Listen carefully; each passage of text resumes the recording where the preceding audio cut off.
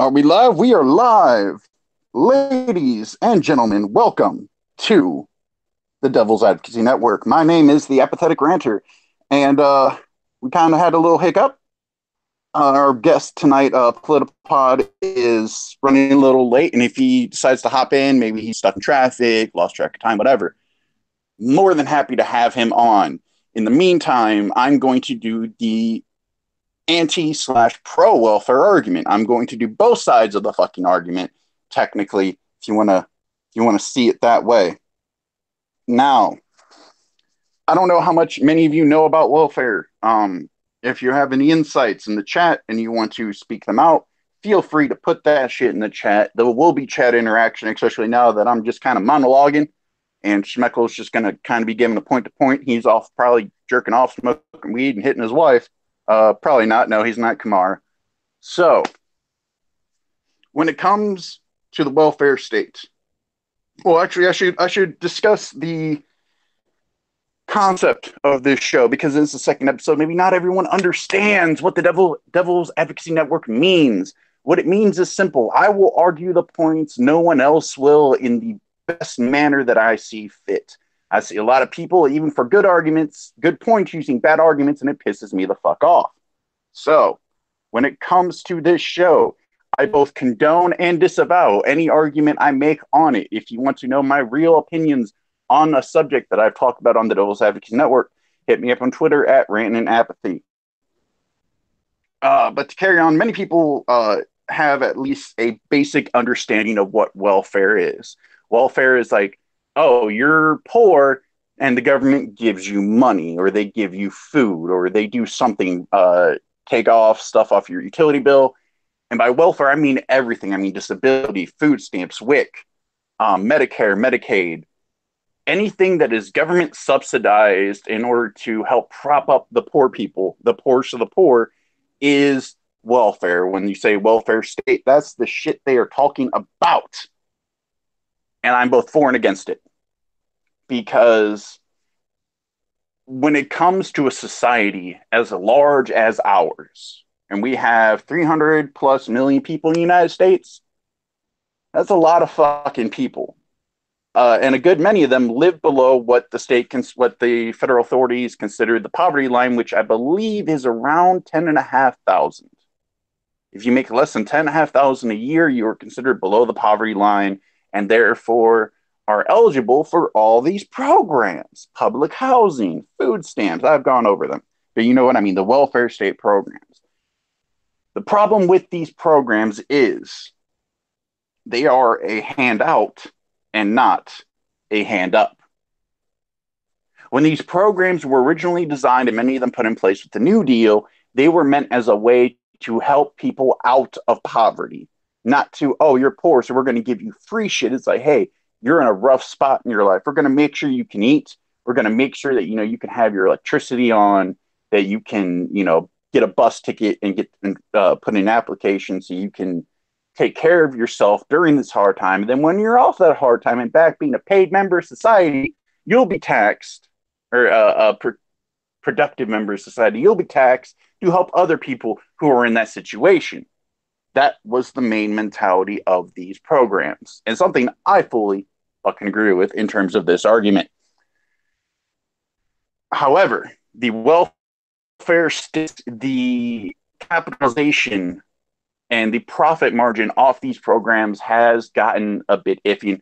Well, many would be like, well, what profit margin? The government's going bankrupt with all these public spending programs. Are they? Think of how many people work at these fucking agencies. Go into a social security office. Go into a food stamp office. See how many fucking people work there. How many bureaucrats, how many rubber stampers, how many security, middle management, upper management, fucking paper pushers, fucking mail delivery boys, all this shit, IT.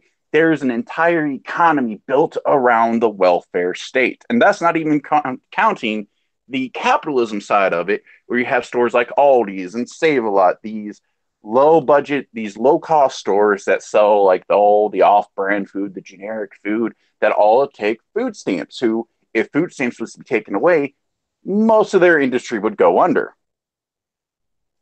There is an entire system built around welfare, and that needs to fucking stop, because once you have an industry built around something, you're going to want to make your consumer base grow in order to legitimate make your fucking industry legitimate.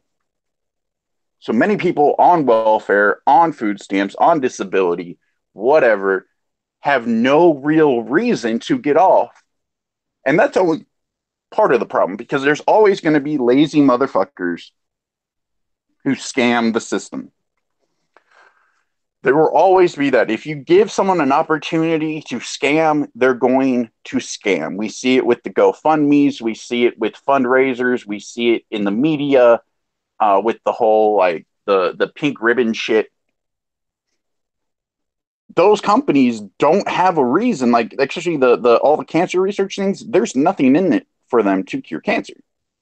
They want cancer to keep going so they can keep getting donations and keep getting paid, so they can therefore go out and raise more money and keep getting paid. So how do we stop this? How do we prevent this sort of misuse?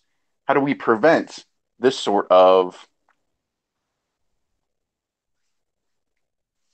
governmental enforced industry?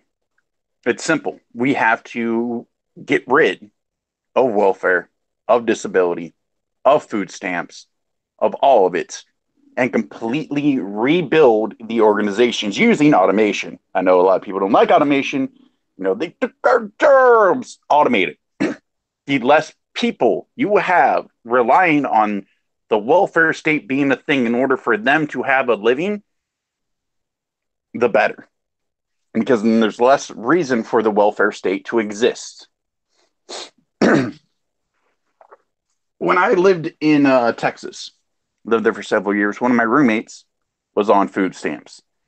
And in Texas, now I don't know if it was a specific part of Texas, maybe the laws have changed since then. It's been about 10 years.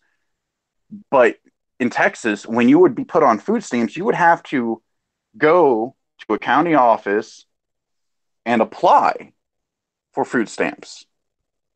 But when you went to apply, you also had to go back to, I don't know if it was that office or it was another office, and you had to put in job applications for 20 hours a week. You had to. And at one point, my roommate had ran out of places to give applications at. Shmeko, when you're back, just kind of let me know, say something. But by doing this, it forced a lot of people to get jobs.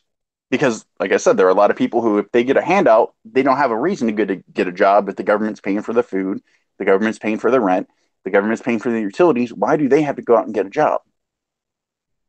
So Texas changed it. They changed the laws. They changed what it took to qualify for this shit. And the main thing they did was you have to go out and you have to work. Or you have to find a job. You have to put in job applications and show good faith that you are trying to find work.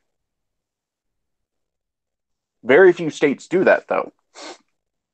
And even in that situation where my roommate had filled an application for everywhere that was hiring in, I think, like a 20-mile fucking radius. He didn't have a car at the time, so he couldn't like drive to work long distance. He had to be within riding public transportation.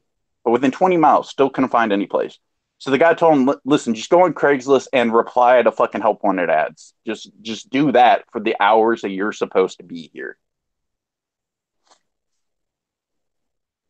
Which is odd. Like, that is such it's the right idea, but it's the wrong way to go about it. Now, when I say we need to restructure everything, is okay, we have these programs set up. If you make below this amount of money based on your income, based on your family size, household size, whatever, if you make this amount, you're under that, you're eligible for these programs. But one of the first things they do is they give you an aptitude test. Like, full out, like how the military does. They give you an aptitude test, see what you're good at, see what you're bad at, see where they can put you. And if your aptitude is for something that maybe requires a little bit of fucking training, maybe like a 2-year degree in college or like trade school, whatever, government, while giving you those benefits, and a lot of people are going to be like, wait, isn't that a lot more fucking money? Isn't training people and paying for them to go to college to get, or at least just basic level training so they can get an entry level job in a career that they have a high aptitude in? It's not, though, because you're paying a lot more up front. But let's say you pay for someone to go to a trade school for 2 years to be a plumber. And the whole 2 years, you're paying their rent, you're paying their foods, you're paying for their food, you're paying for their utilities. It's like, wow, that's a lot more money than if you just paid them for those 2 years. Well, when they get that qualification and they're able to find work and no longer need to have the food stamps and need to have the welfare, need to have the utility and the rent and the whatever, what was someone who would probably be on it for maybe, you never know, maybe they'd be on it for less than a year, maybe they'd be on it for 15. I guarantee you the cost of doing that upfront training, the aptitude test, upfront right there, is going to be far less than keeping someone permanently on welfare, permanently on this welfare state. And on top of that, not only are you going to be paying less as the government, but you're then going to be getting more money because this person who was taking money from you is now a taxpayer, and they're going to be giving money to you. That you, Schmeckle? Oh, Pinoid. What up, man? What's up, man? Thank you. I was drowning here. Woo! Man, listen, dude, what the fuck is going on? Like, yo, I'm supposed to be like arguing about welfare. Which side am I supposed to take here? You pick whatever side you want. I was just kind of going on a monologue about how things could change. You know how I roll. I will take whatever the opposite side of you is.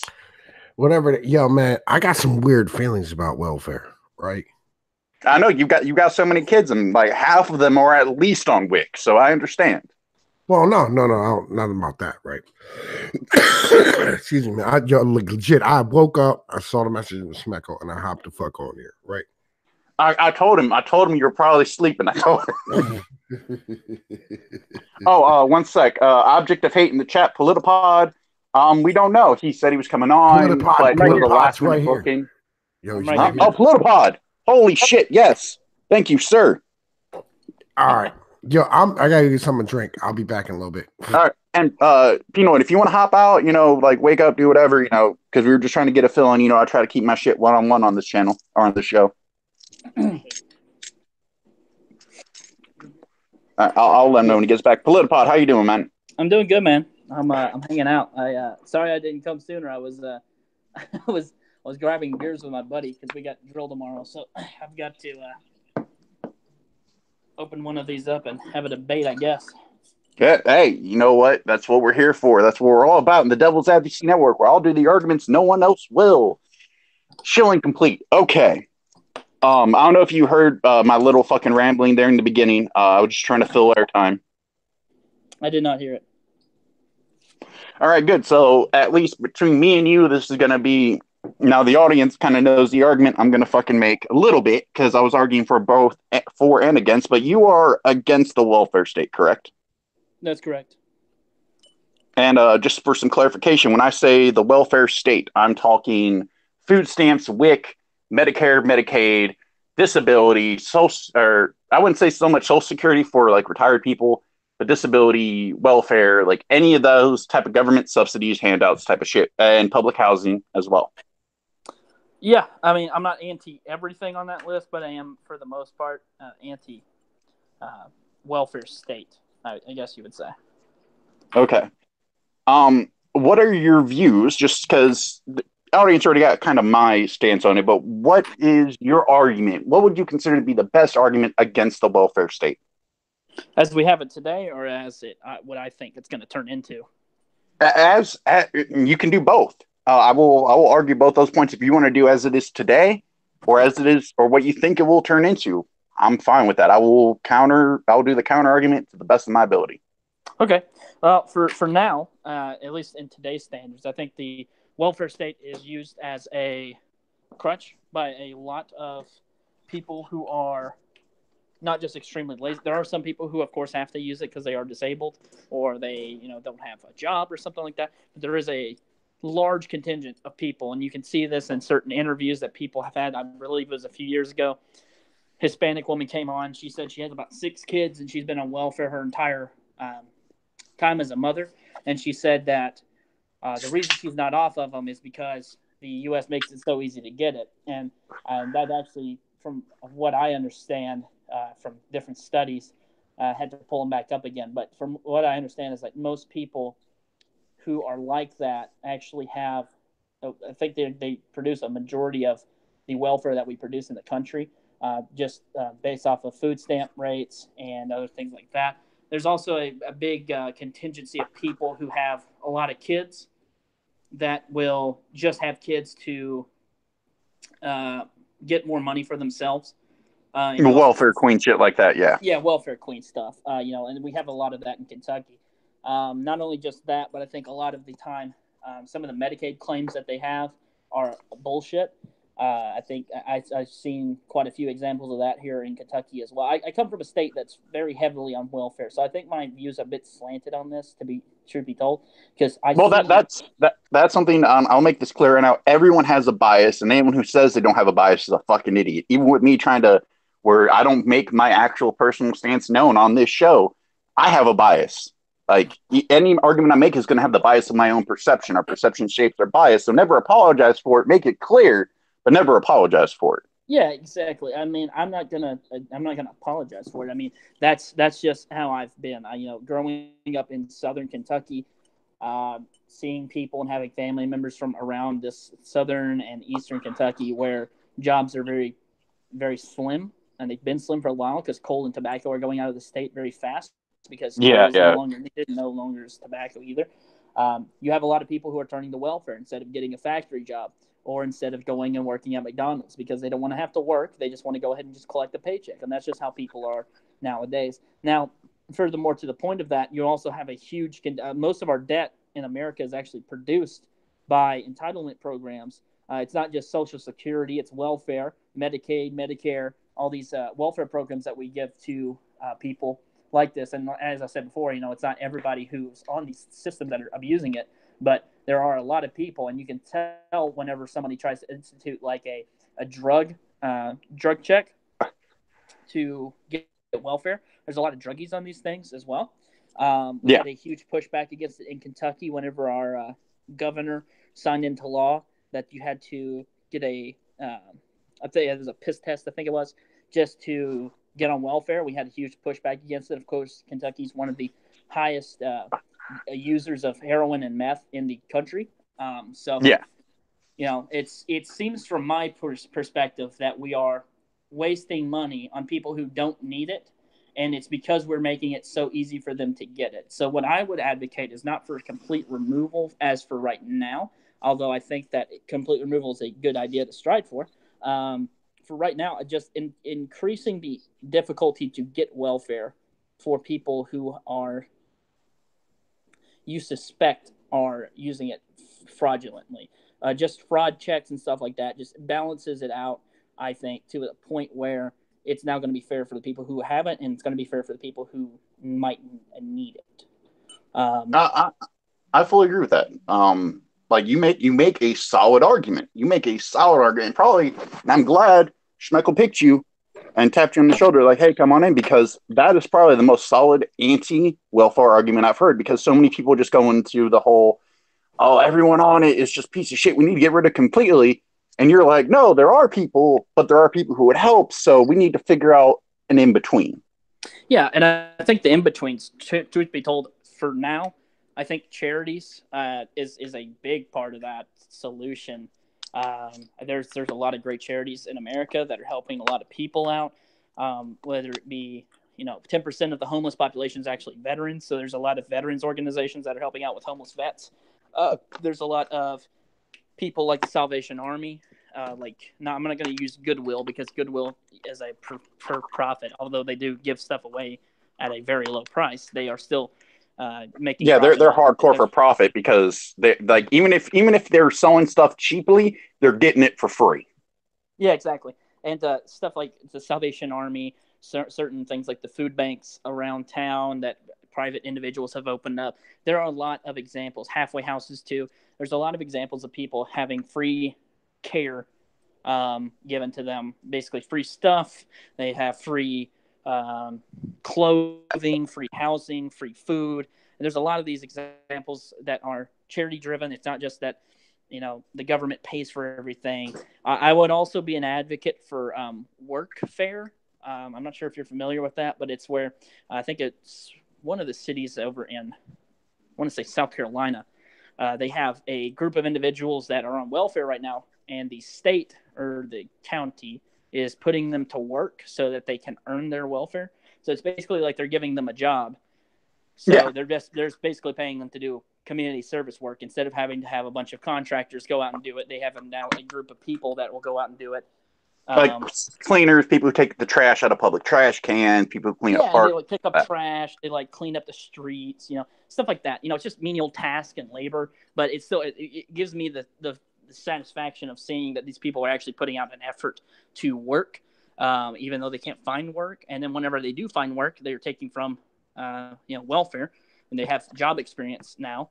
And now you're putting them out of the welfare, you're putting them into a job, and now they're keeping that same tradition. It's execution over time results in somebody succeeding. It's whenever you build up something. Coach Calipari from Kentucky talks about this a lot.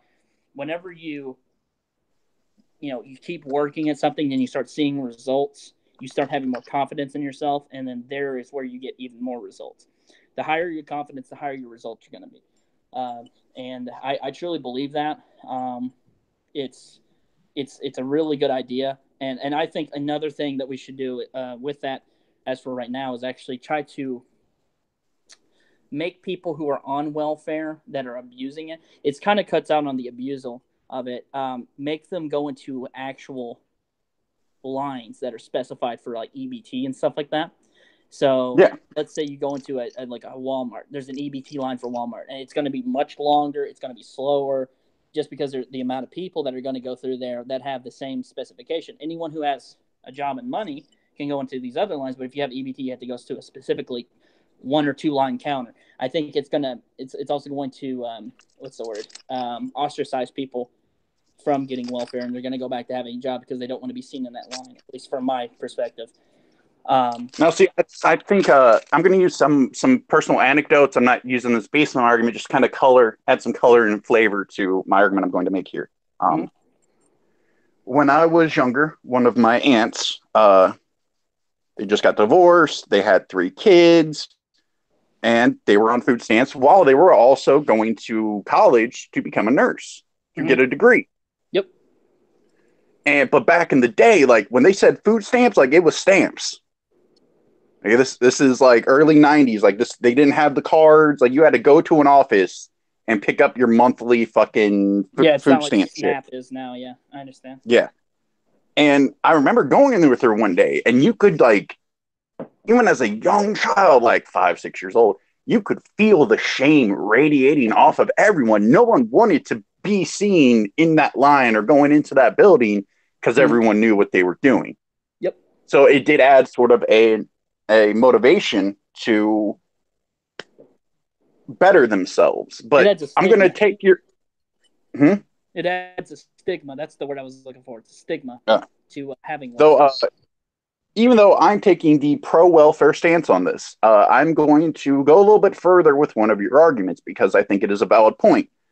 I don't think it's so much that people are abusing the system that has made the cost and the expense of these systems so high. I think it is the industry the welfare state has created, both on the government side and in the economy side. Because have you ever like gone into like an office building where they do food stamp shit? They usually like bundle the buildings up. No, I've never been so. I've never been so. I guess lucky to go in there. They usually have about 8 to 10 receptionists, depending on the size of the city, and then you have an entire when you get called back, there's an entire. It looks like a fucking warehouse floor full of cubicles of fucking paper pushers. There's an entire industry built around the welfare state. where if they were, say they were to get rid of the welfare system right now, you would actually have even more poor people because all the people who now work in the welfare industry, which I'm going to start calling the welfare industry, not the welfare state, are now out of job.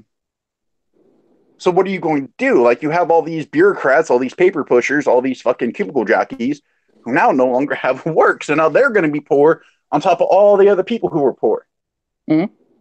Well, that's and why then, you do it incrementally. That's where I was going with my argument in general. Was well, I mean, even incrementally, and I'm going to go a little bit further. I'm just explaining what the welfare industry is. And you look at stores like, do they have Aldi's or Save-A-Lot down in Kentucky?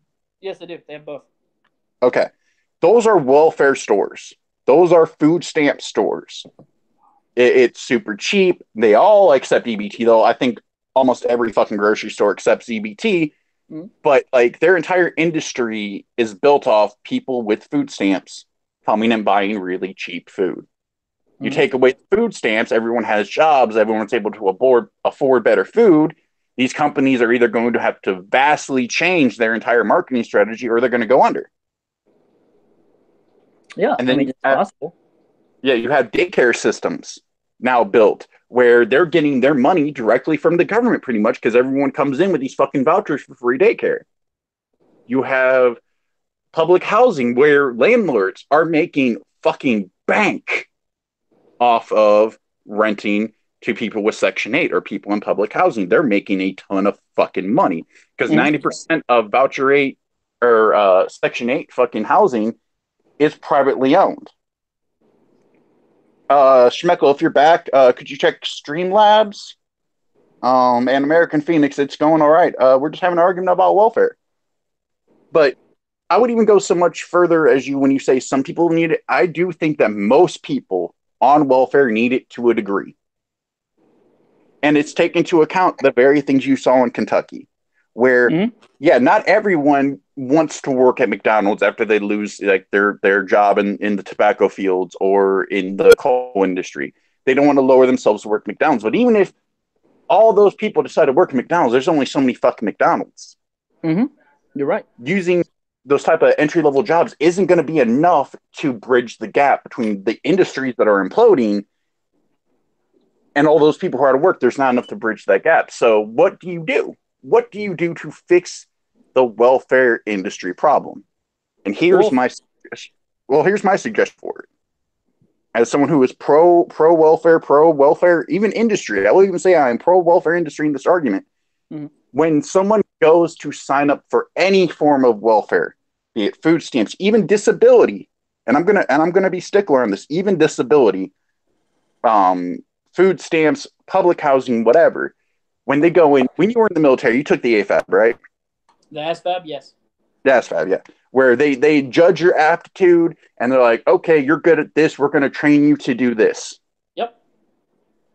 Make that part of the system. Anyone who goes into these programs has to take an ASVAB, or I guess you could call it a civilian ASVAB because there's a lot of jobs outside of the military that aren't covered by the ASVAB. Yep. You make them take this. And then, like, say someone has an aptitude for mechanical thinking, mechanical learning, so shit like being a plumber or an electrician or a repair person, whatever. You take into account what they're good at, you take into account what the job market's like for that industry, and like, okay, well, you're good at these three things, but this industry has a lot of fucking job openings in this area. We're going to train you to do this. And let's give it like a blanket of 2 years, like a 2 years apprenticeship, a 2-year fucking college degree from a community college, whatever. You pay for it. The government writes that fucking check. You're going to the schooling for free on top of the food stamps, the welfare, the whatever, the public housing. No, I'm sure you're thinking that's a lot of fucking money, right? That is what I'm thinking. If you get that money, you put out all that money right up front, and then they hit that 2 years and they're able to work, and then you extend it 6 months. You give them a 6 months because maybe, the system is wrong and they're not good at that career, or like the market fucking forecast was wrong, or the jobs forecast was wrong for that industry.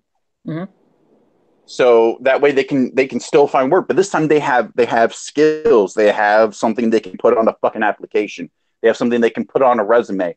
Which a little secret about fucking college degrees. Most companies that demand a college degree, if they don't specify what for, all they want is a piece of paper saying that you can go somewhere, follow instructions, and get the fuck out. But now you have that. You have that degree. You have that piece of paper saying I can take orders and do it well. Mm-hmm. Like you can do that shit now with that with those fucking papers.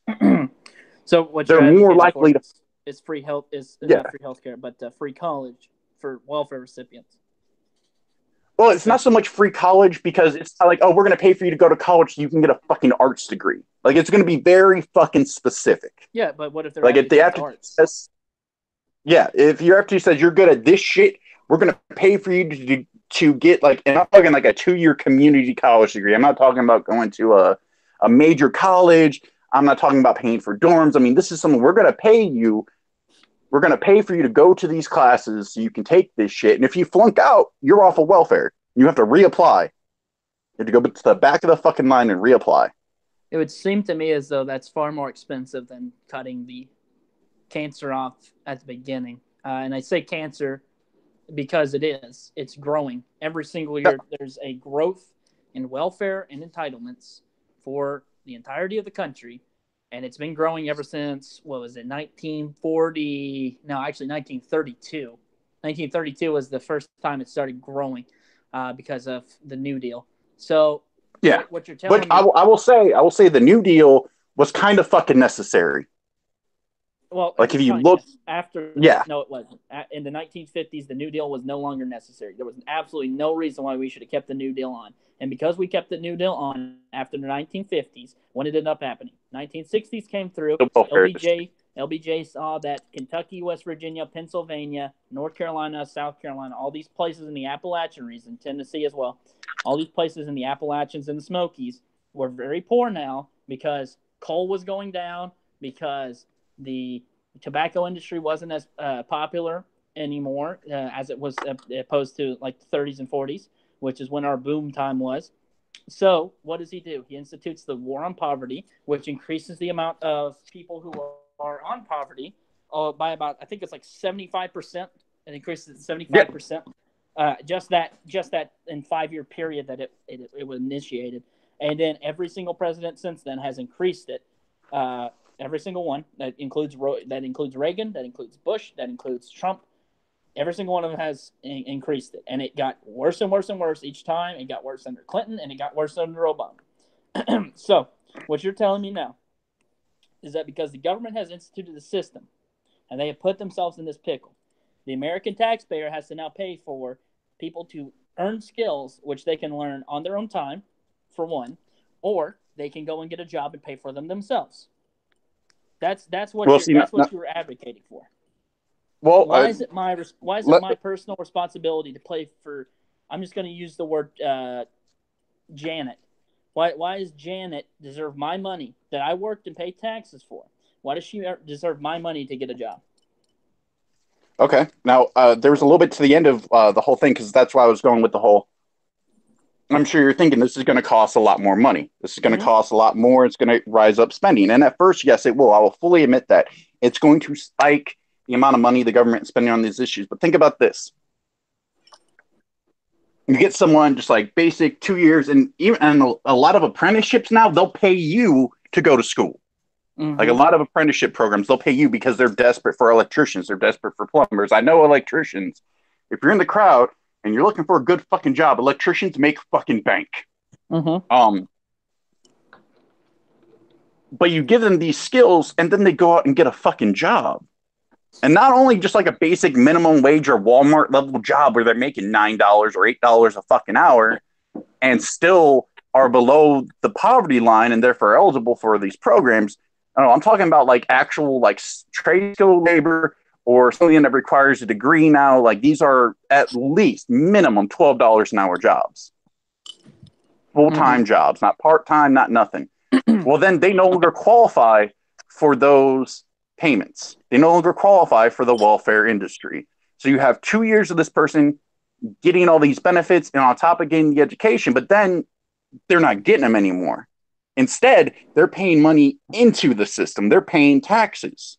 They're now a contributing member of society. And would that upfront cost be more or less expensive than someone who, as the example you brought up, the woman who has 6 kids and has been on welfare the entire time she's been a mother? Well, they're both going to cost the same, because here's what you're forgetting about. Some of these people that are on welfare because they're very undisciplined when it comes to holding down a job. And that is not a opinion. That is an absolute fact. There are statistics that show that some of these people are very undisciplined. So what is stopping them from going through this program? They now have an attainable skill. What happens if that skill, either A, that skill is no longer useful due to advancements in technology, or B, they're undisciplined? What happens then? Well, then you've just spent a few $1,000s per every one of those people because they're undisciplined or because they no longer need that skill. And what happens? Do they go back into the system and just learn a new skill? Well, that skill is obviously not as suited to them as the one, because you said that their aptitude test declared that this one was their number one. So they have to go to their number 2 option, and then possibly a number 3 if it keeps going down the line. And people are generated every year that need welfare. There's more and more people every single year that this happens to. And not only that, single mothers are still going to, because we haven't even touched on the fact that certain types of parents get tax stipends because of amount of kids that they have. People who are on welfare, or even foster children, like people who adopt foster children. Did you know that they get a stipend every month from the government because they adopted more kids? Before we get into that, Joseph Kerwin for $5. Do you think universal preventative care insurance would be a cheap and effective means to reduce the nation's medical costs overall? This might reduce the cost/availability burden on ERs that are required to treat crises that may have been prevented. No, what would make it go down is if the government didn't put a healthcare system into place that was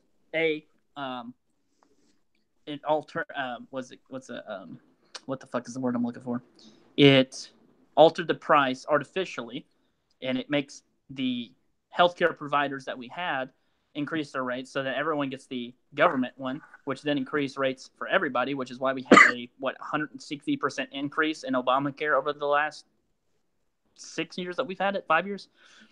But and also incentivizing private healthcare, incentivizing them by using tax stipends and stuff like that from our shut down welfare system would probably make costs lower. I would figure.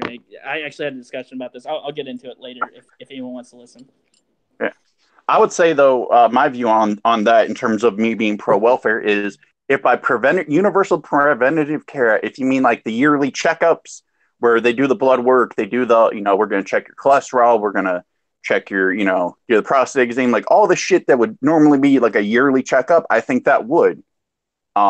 Because you catch a lot of shit in those checkups that might end up someone going to the ER or someone having a chronic condition that was caught way too late. Like, I think that would, over time, decrease costs. Like, everything I'm talking about being pro-welfare and the changes I'm talking about integrating, decrease costs over time. Like, you invest a lot up front to reduce cost over time. Because I'll fully agree with you. There are going to be people who just cycle through the system and they'll scam the system. There are always going to be scammers. If you leave someone an opportunity to make a scam, they're going to make a scam.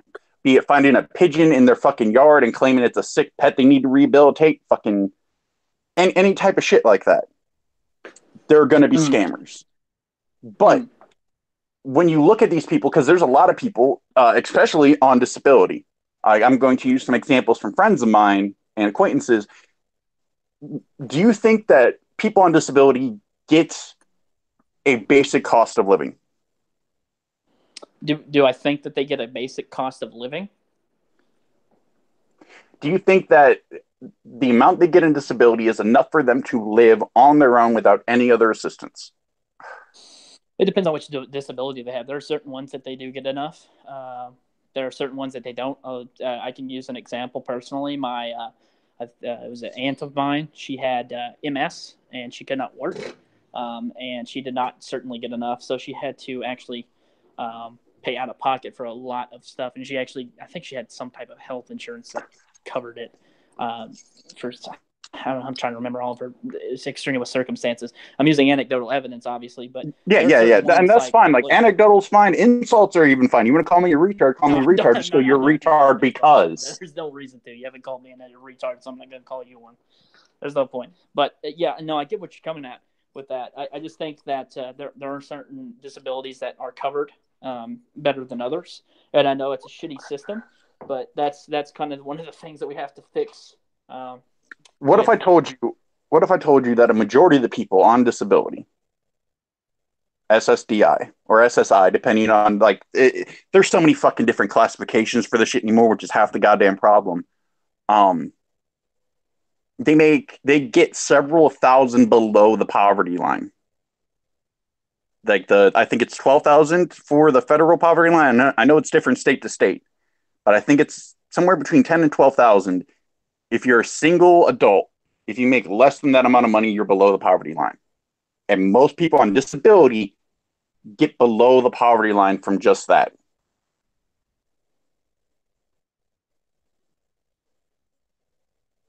Which you're muted. You okay yeah, there, I'm Politipod? listening. Sorry, did you want me to Uh, answer that question? well, no, I'm like, but were you aware of that? I would ask for the statistic on that so I can actually look and see if that's true, because Uh, there are certain statistics that I don't believe without looking at.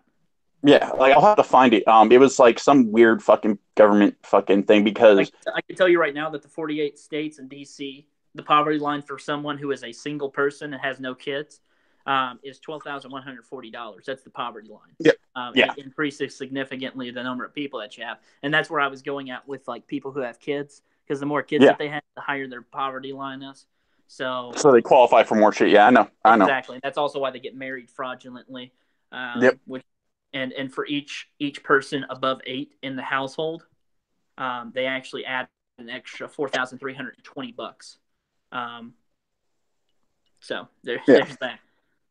And I'm not even talking about like someone having, like how some people are arguing for a $15 minimum wage so they can be able to care for themselves and buy shit. I mean, like when you would think if someone's on the government's like, you cannot work. There's something fucked up with you that you cannot work. We're going to give you money so you can live, have the basics like food, shelter, utilities. Maybe, every once in a while you get some new clothes, whatever, but we're not paying you how much you need to live. And then a bunch more, just like enough so you're not like penny to penny type of shit. You know what I mean? Yes, Where, I get what you're saying. yeah, it's not like that though. It's a lot of people who are on disability have to double dip into the system. And what a lot of people don't realize is someone's just not on, they're not just only on food stamps or only on disability or only receiving public housing.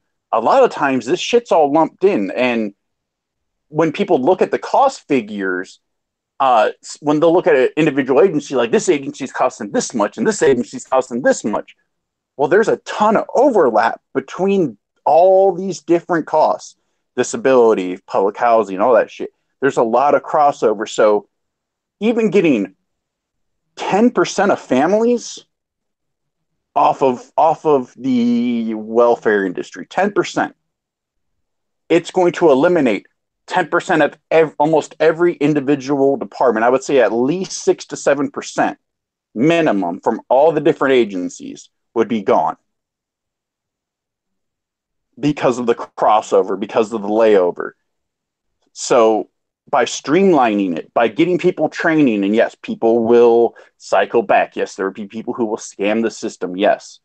But as more and more families are using the system that I'm suggesting where they pay for schooling, and I'm talking not like a 4-year degree, not a fancy college, like you have a technical aptitude for this, we're going to put you in here, see what the fuck happens type of shit.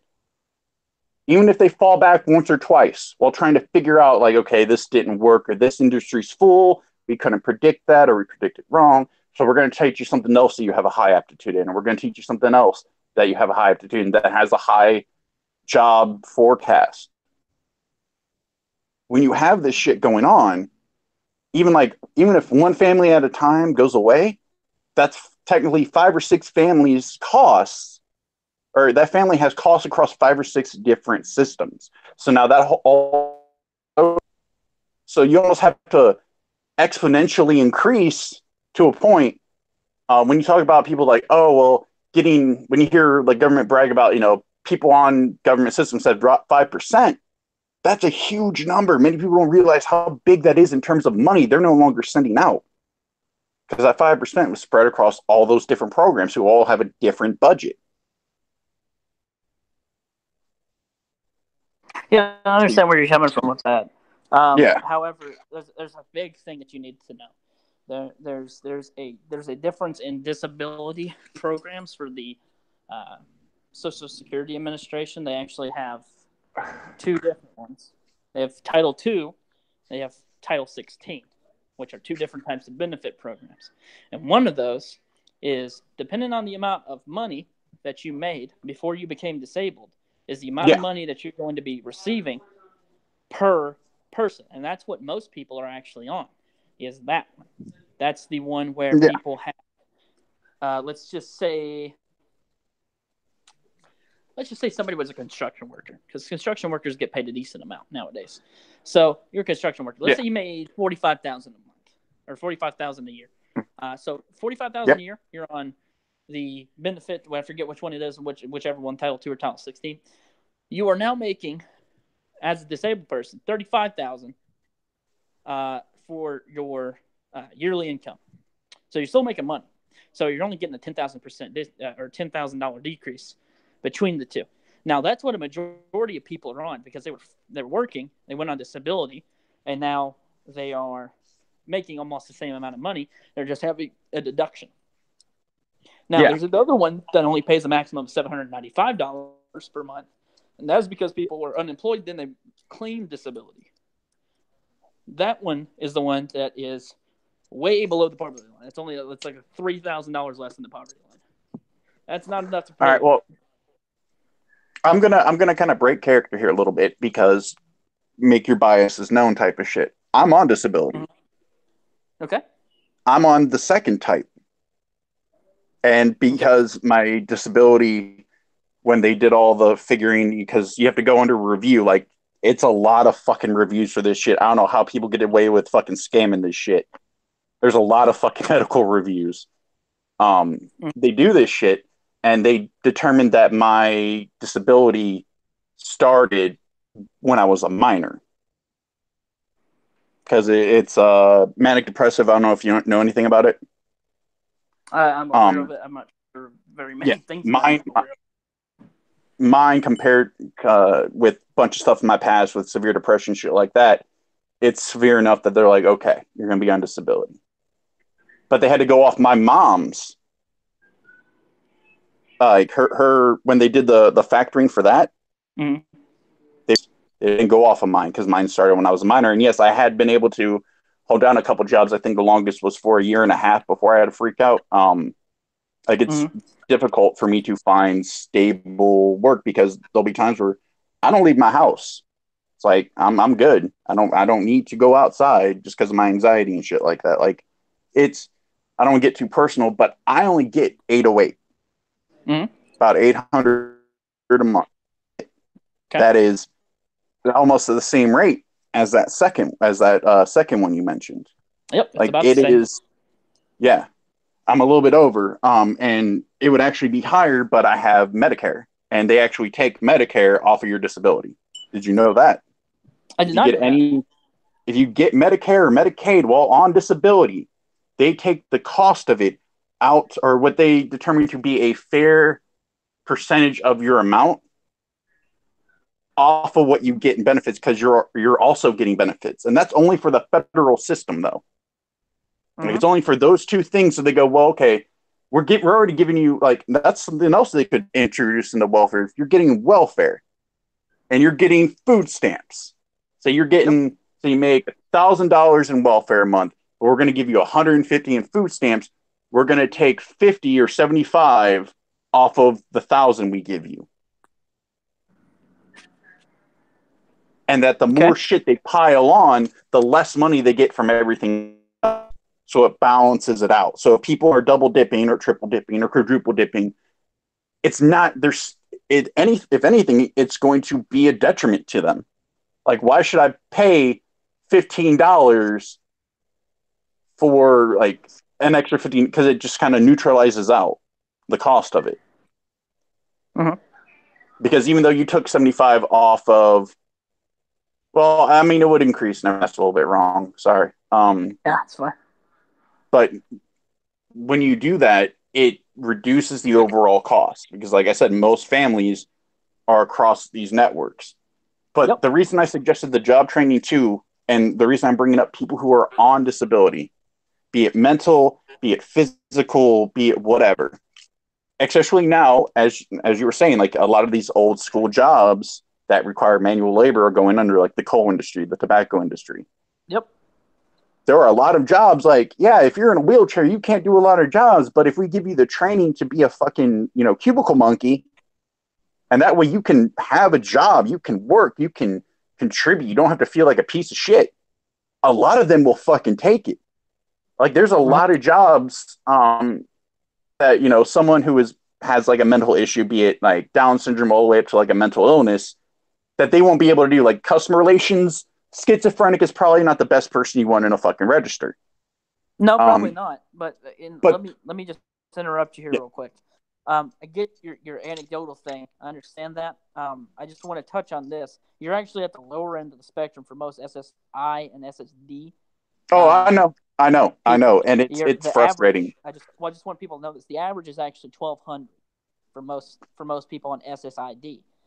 Is it actually on 1,200? That's actually good to know because I thought 1,200 because the people, because a lot of people I talk to, and again, this is anecdotal, but when you're in these type of communities, you end up talking a lot with each other about different amounts and shit like that. Yep.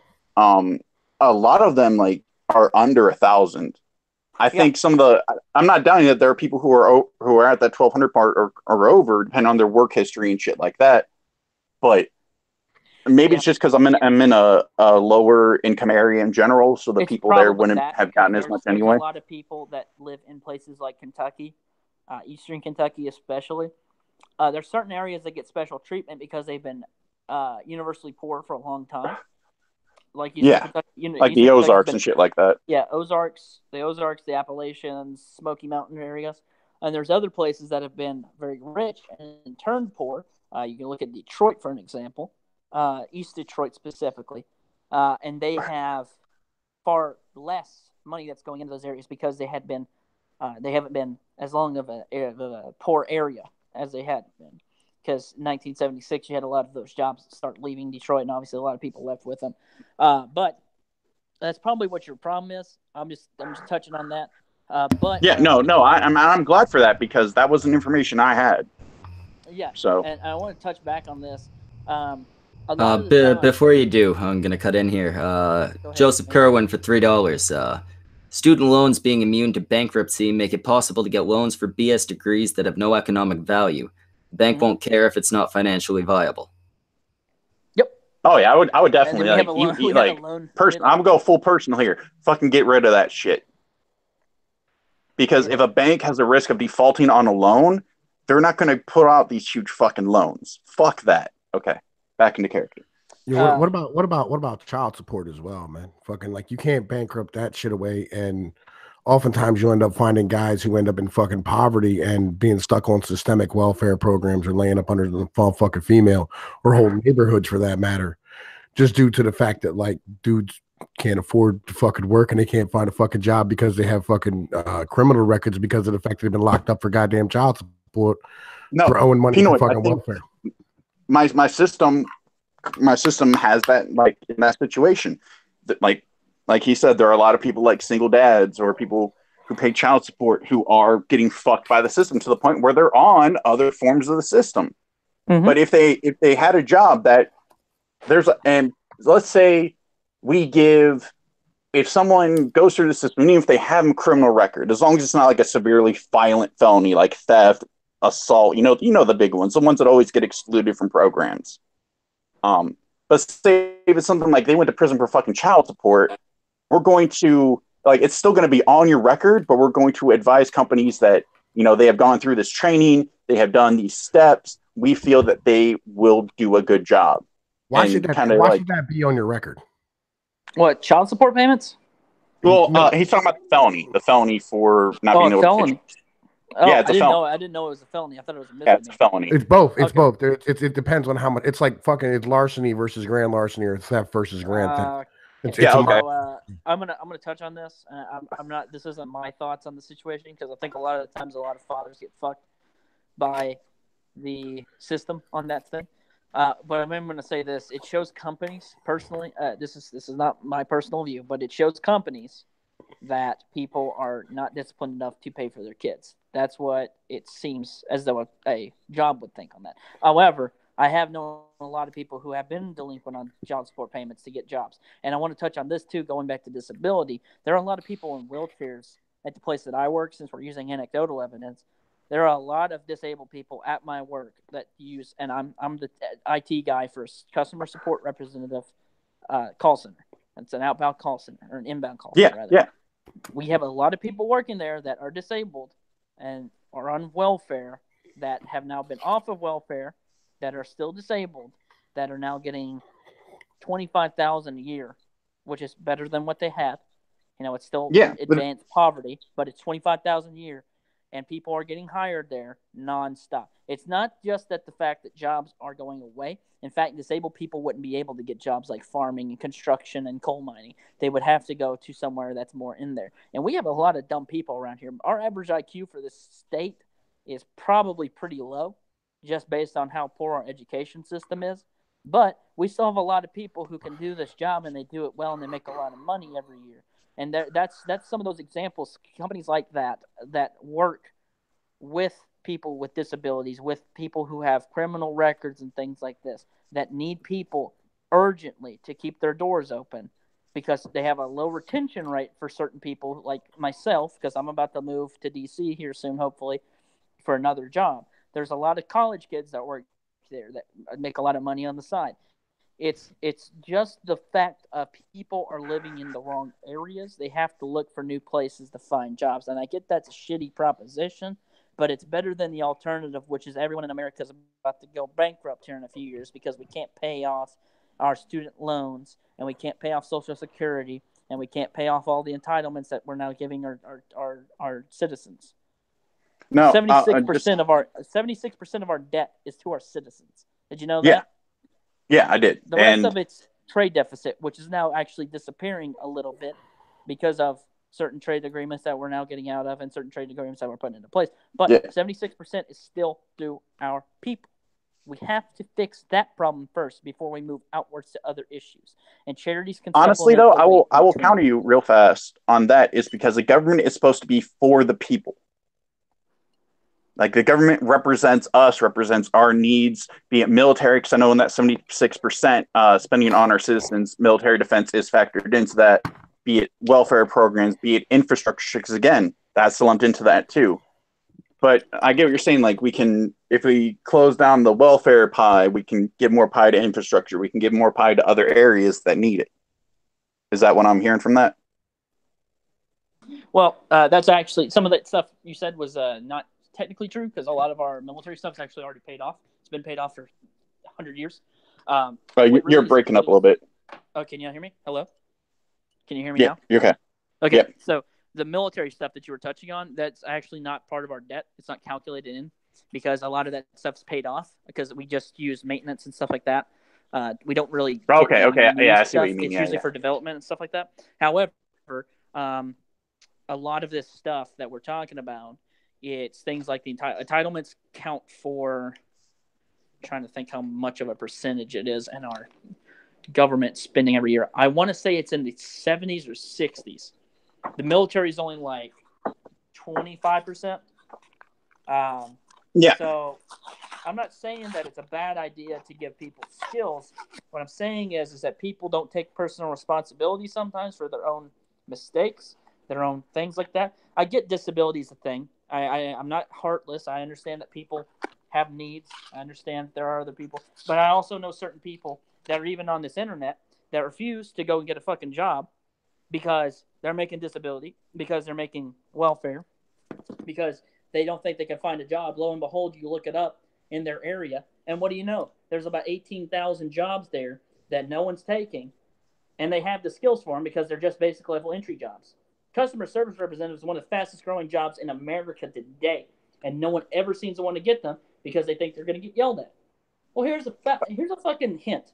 Here's a fucking hint. If you want more money and you don't want to live on a welfare system the rest of your life, which I don't think hardly anyone wants to do except for people who are fucking lazy, go get a fucking customer service representative job. It's not that hard. How about this? Join the military. That's how you further your fucking career. I get people on disabilities can't do it, but there are certain individuals that certainly can.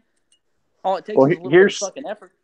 Here's one thing I want to bring up because it ties back to my change for the system. You give them the skills. As you said, most of the people in your state, like average IQ, you said is a little bit low. Yeah, and an impoverished state. Probably. I'm not sure what the average IQ for Kentucky is, but it's probably really low. Yeah, just because of the quality of the education system. Yep. Well, let's say we have people who are on disability. And actually, I'm gonna start with this because this is something I know a lot of people don't know. Have you ever heard about the Ticket to Work program? The what? What's it called? It's called Ticket to Work. Take it to work. Ticket, Ticket, to work. I have heard of that. Yes. Okay. Do you know what that system does? And it's part of our system now. I don't know what it does, but I'd love to hear. If you say you're going to try to get job training or whatever to get off of the system, they have, I forget the size of the amount they'll pay towards, getting the cost of the going to classes and shit like that. They'll cover it, give you money to cover it. But there's a problem with that system. And what's that? Fundamental problem. When you have people who are on, let's say, disability, be it physical, mental, whatever, they have no fucking idea what the fuck they're going to be good at. Mm-hmm. So you have this carrot on a stick. It's like, here, come here. But then you go up to it, and it's just literally a carrot on the stick, and there's no one there guiding you. Be like, hey, come on, keep working. I'm going to give you the carrot, and I don't have to fucking see you anymore. There's no one at the end of the fucking stick. It's just lying there. There's no guidance. There's no, we're going to look at what jobs you have been able to hold over time. We're going to look at the skills you have. We're going to give you a little ass fab.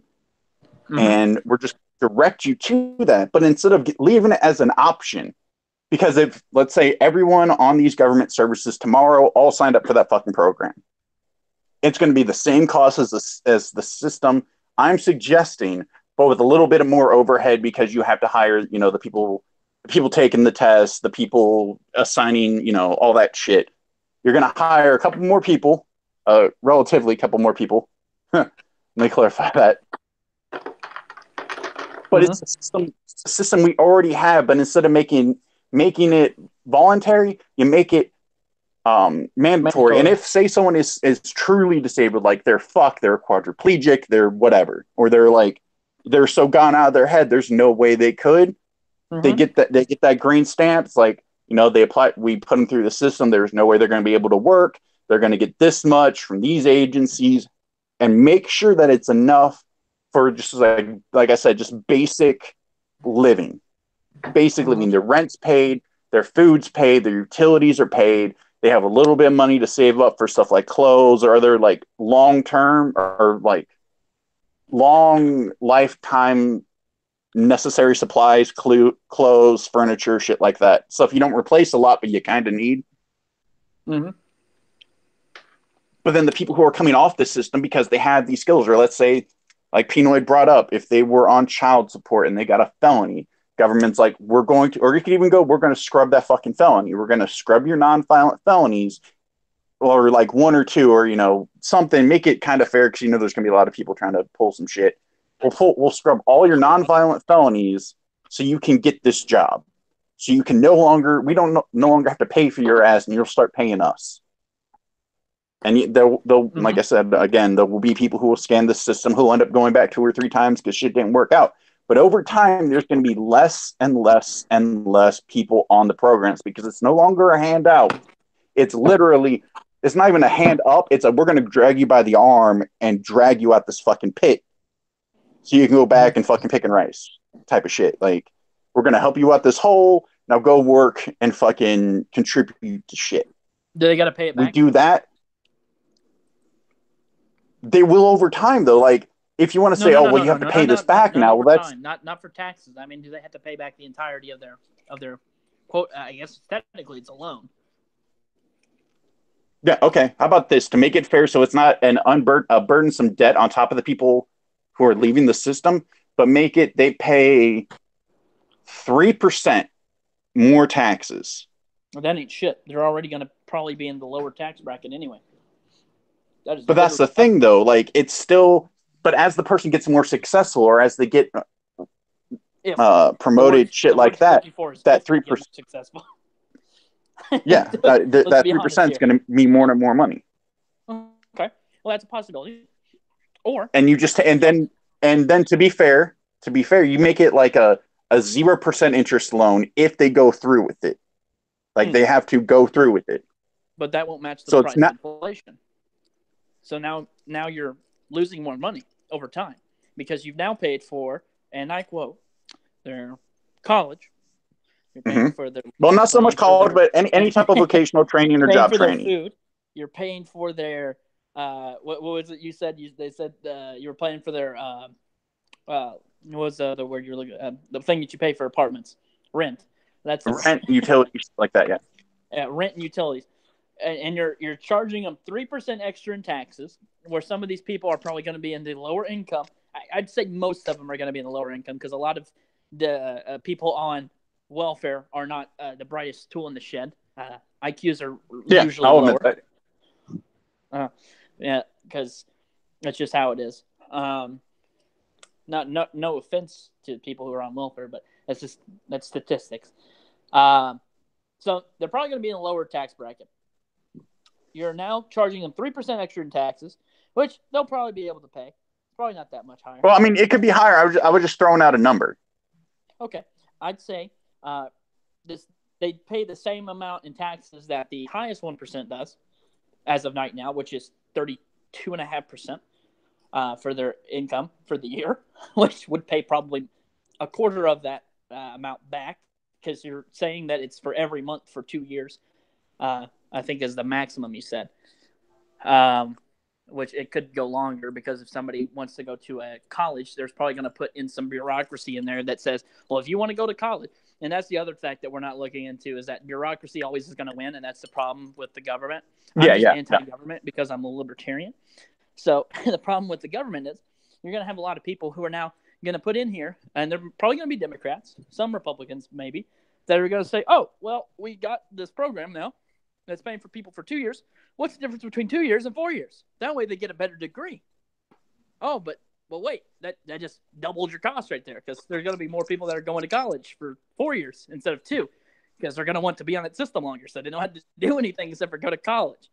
And they're getting everything paid for, so there's no incentive for them to go and try to work at something else. So you're now incentivizing them to stay on their asses for 4 years and just read, basically. And there's nothing wrong with people who go to college. I'm one of them, I'm a college student. But more bureaucracy comes in. Oh, well, we're going to pay for their doctorate degrees now. That's 10 years of college. We're going to keep it. That's what happens. This is the problem that no one seems to understand. Bureaucracy in America has been at an all-time high, and no one wants to solve the bureaucracy problem before they try to fix every other problem. So you institute a new program, and there's going to be more and more bureaucracy on it. That's what happens in American politics. It happens. It's an inevitable part of our political system in America. That's just how it is. Now, to counter that, what I would say is, if you wanted to institute that program, I would also recommend that you lower the amount of spending that we have on welfare overall, so that people can't even claim some of those things, so that they have to go, let's say they have to have a part-time job with that. I would be okay with them having a part-time job and also receiving half the amount of welfare, because then they would be able to pay for it as well as have the government pay for half of it. And then, well, those systems actually do. If you're still on welfare while working, you actually get less than you would. They factor in the income you get from your job. They do that. Well, I mean, we can figure that out. That's I'm not a legislator. I can't solve these things overnight. I would have to look at the whole picture of it. But what you're suggesting right now, and it's no fault to your own, because I think a lot of people just figure that this will work.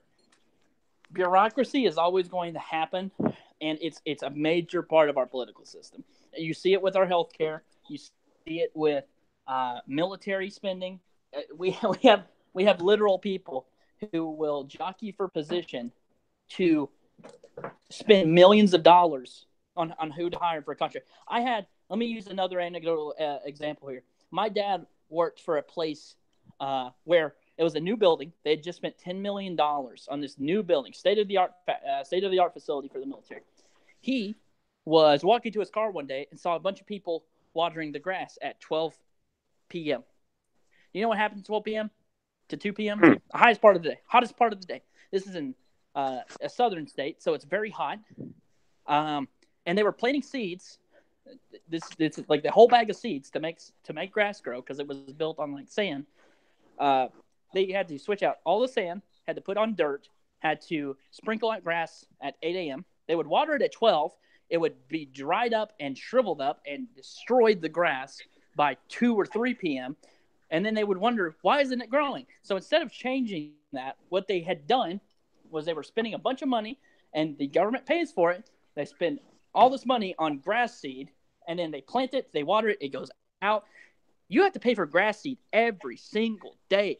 For years on end, he was there and he saw this. And he never stopped them. Not only that, but we have people like certain contractors like Boeing and Lockheed Martin that will spend all this military money, all this money that we have for the military. That's one of my biggest criticisms of the place I work, is that we don't do targeted spending. We do broad spending. Just we spend a bunch of money for no reason. You know how much it would have been to make that airplane that everyone's talking about, the F-22? That everyone was gushing over, or was it the 35? I can't remember which one it was. 22 or 35. It cost us like $10 billion to make that. You know how much it would have cost us had we not sent that out to contractors to make?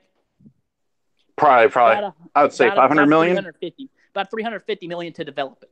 Oh, I was close. Okay. 350 million to develop that plane. And then we would have to pay on the price with that.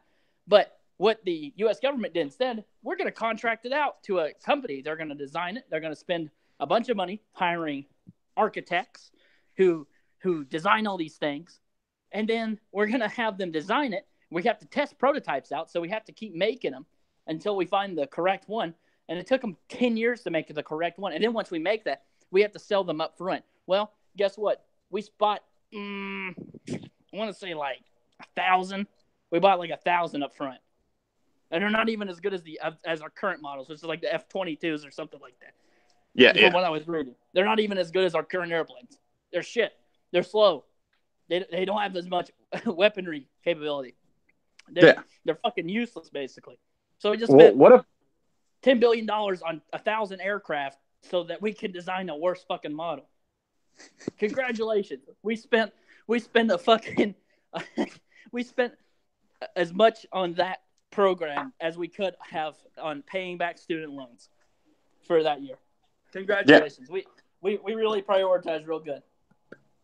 Well, what if I told you the problem with bureaucracy isn't the government, it's the law? I'd say it's both. The wordings of, if you look at the oldest laws, if you look at our Constitution, that document and the laws within it, the articles within it, are so well worded, are so well made, that we are still arguing, and neither side is able to beat, and the anti-side is never really able to overtop that. The only time I think we struck two things from the Constitution: slavery and prohibition. And the prohibition one was real recent, like, oh, we added this shit and we fucked up. Well, yeah, that's technically correct. What we actually struck down was we allowed equal voting rights, which repealed the 3/5 compromise, as well as the single landowning. We actually changed technically a lot of that, five or six amendments. We actually changed two things. So which was prohibition. We added prohibition, then we removed prohibition. That's 2 articles.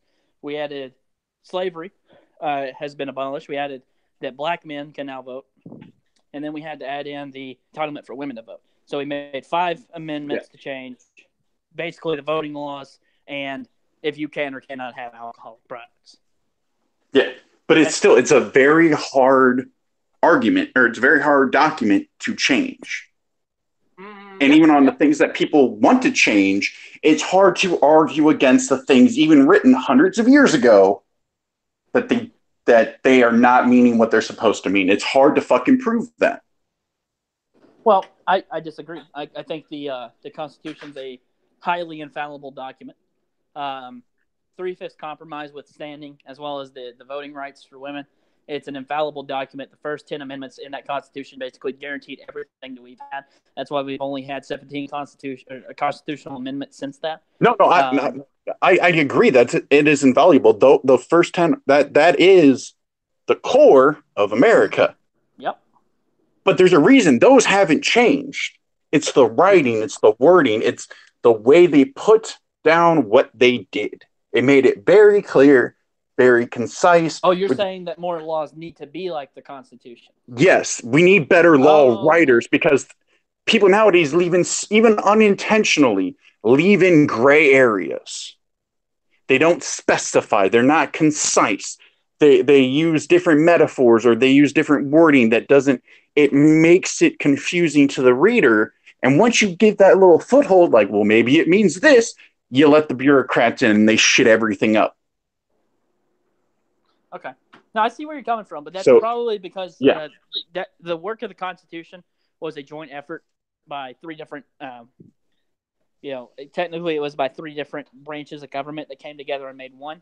And the problem with our laws today, federal, state, and otherwise, is that they're by like 9, maybe 10 different, places.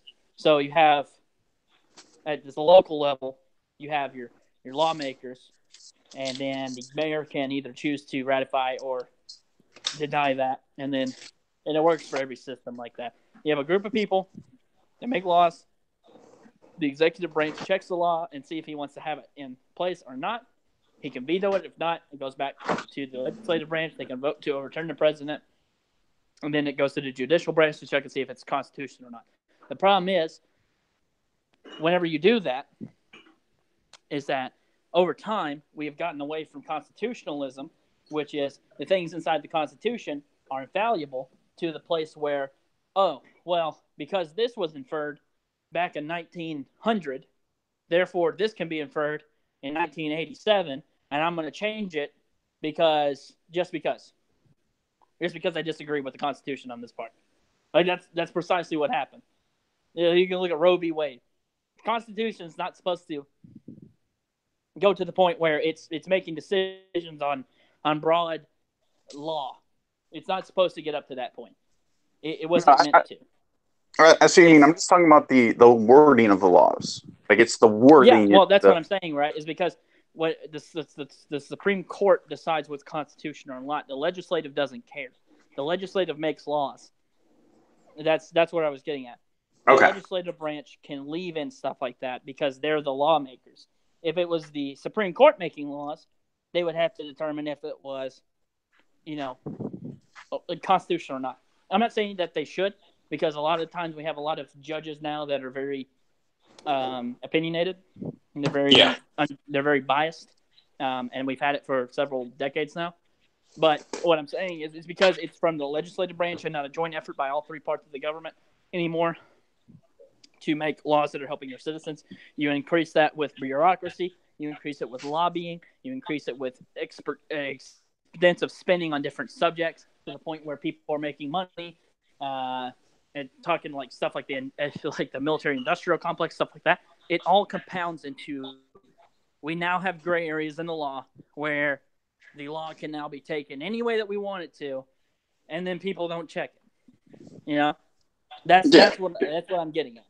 It's making it confusing for everybody, where it used to be extremely simple because we have all these extraneous circumstances around it. That's the gist of my argument.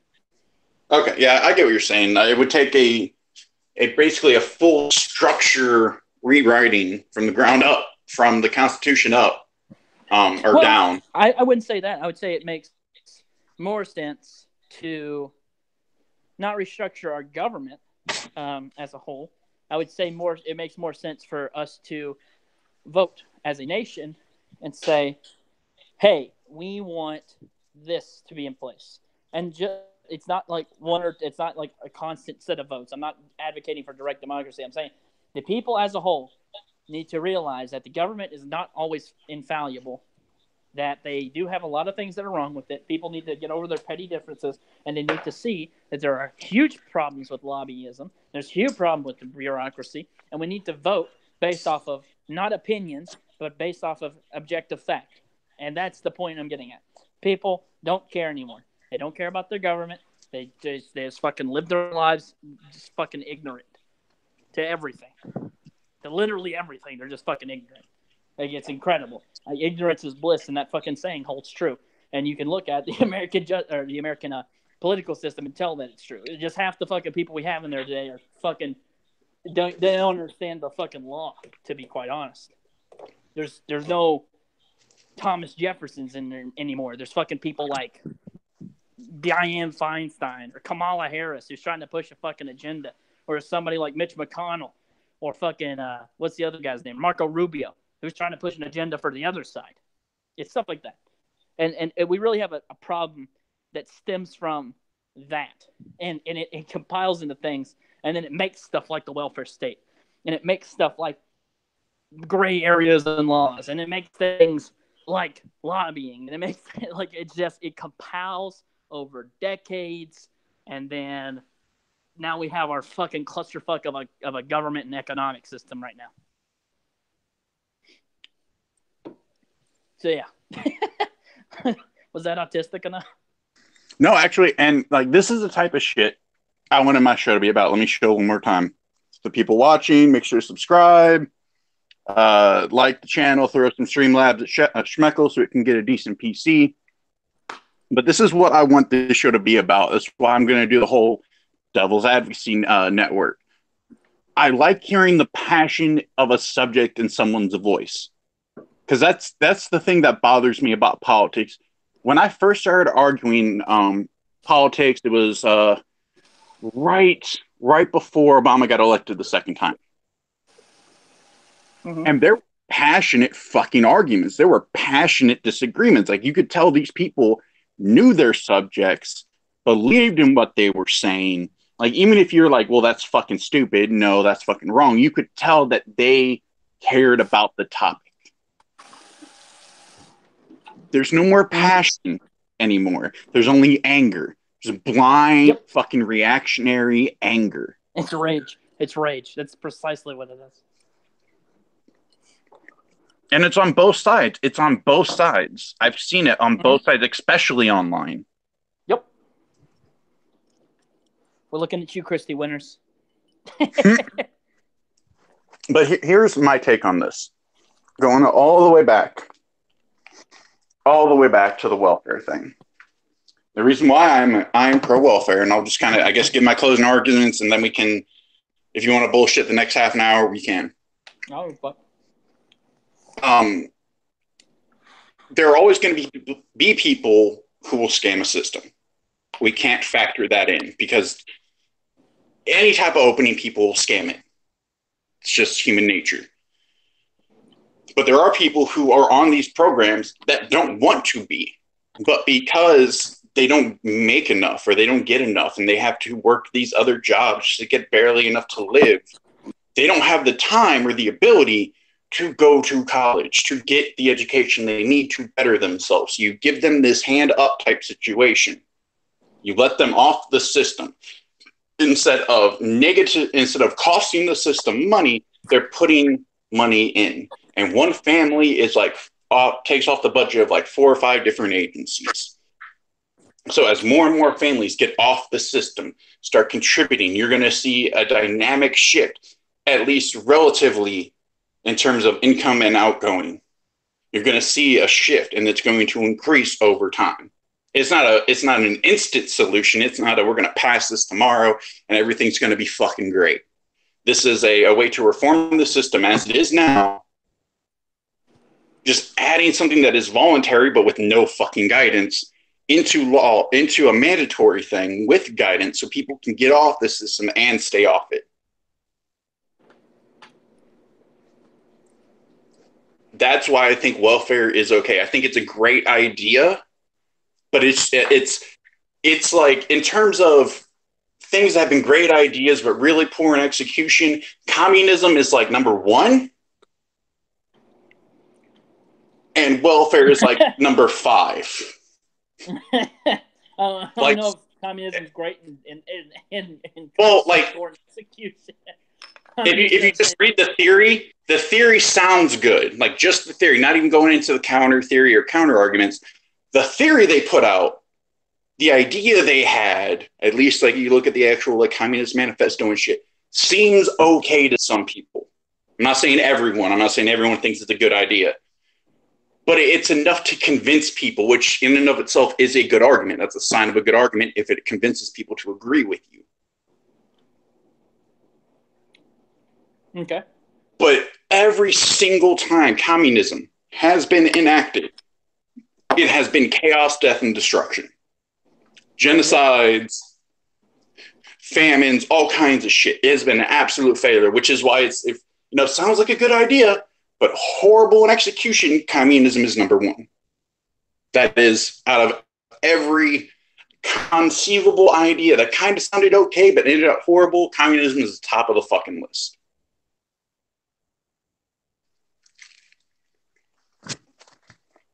But welfare is like 5. It's bad. It's bad. But it's not as bad, and there are ways to fix it. Mm-hmm. All right, so Joseph Kerwin for $3. My man. What if we required every law to be passed with a sunset clause? After 3, 10, and every 15 years, the law must be reaffirmed by the simple majority, or it expires. No, wait, the Senate majority or the majority of the people? Simple majority, so I assume it means the people. No, that's a bad idea. That's a horrible fucking idea. People are stupid. They're ignorant to political processes. It's a bad idea. Plus, with how many...